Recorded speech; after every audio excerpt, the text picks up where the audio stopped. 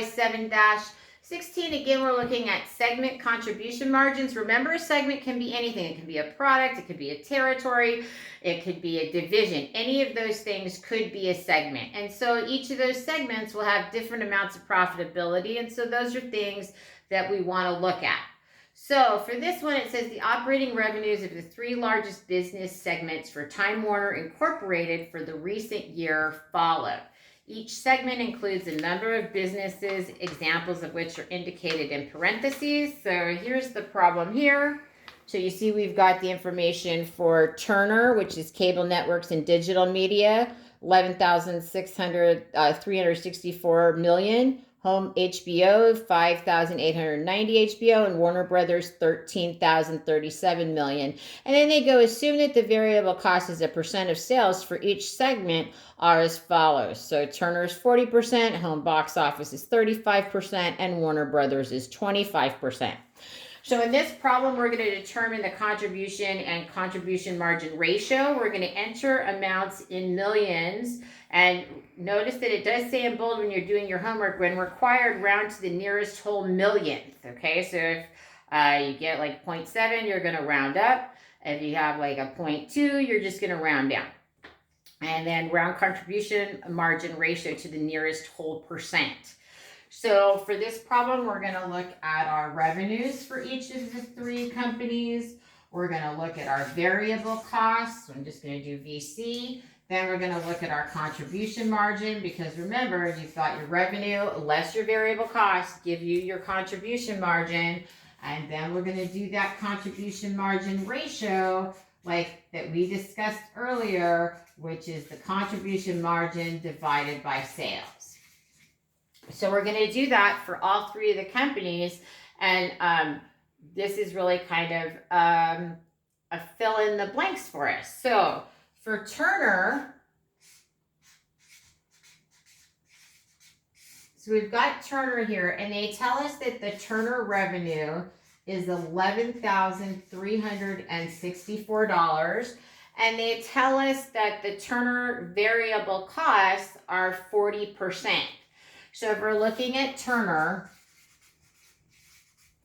and you've got revenue of $11,364, and you multiply it by the variable cost percent that they've given us there by 40%, you arrive, and this will be the rounded number, is you're going to get 4546 as your variable costs. Okay. So that I'm going to put here. I'm going to subtract that $4,546 million. Remember that's in. And so we get a contribution margin of 6,808. When I divide my total contribution margin by my total sales, that's going to give me my contribution margin ratio rounded of 60%. Okay? So we're going to go through, and we're also going to do this for HBO. Again, they give us the sales are 5,890 for doing HBO, 5,890, and their variable costs are 35%. So we end up with variable costs for HBO of $2,062 million. We're going to subtract that from the revenue here, $2,062 million, to get a contribution margin of 3,828.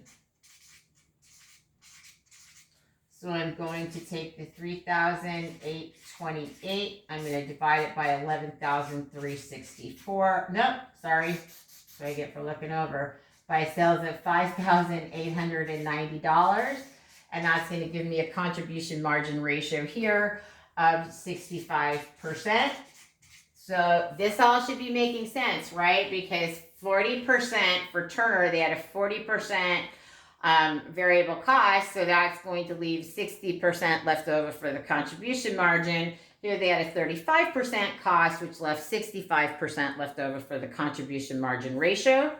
So when we do the last one, and that's for Warner Brothers. Okay, so they have revenue of 13,037 million.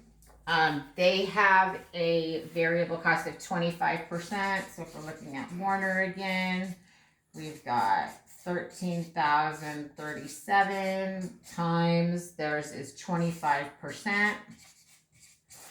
So their variable costs come to 32.59. So we're going to put that in here at 32.59. That's going to give us a total contribution margin of 9,778 and a contribution margin ratio of 75%. Again, I got that by taking the 9,778 and dividing it by sales for Warner Brothers 13,037. So it asked, does your answer in A mean that other segments are more profitable businesses? The answer here, we've got the higher contribution margin ratio of a segment should not be interpreted as being the most profitable segment if the volume of business is not sufficient to exceed break-even point. So remember, if we're not covering all those fixed costs, then this segment would be unprofitable. In the final analysis, the fixed cost should also be considered in determining overall profitability, right? Because if we have fixed costs that exceed any of these contribution margins, then even though their contribution margin ratio might be high, they're still going to be working at a deficit. So it shows how sensitive the profit will be to changes in volume. And that's exercise 7-16.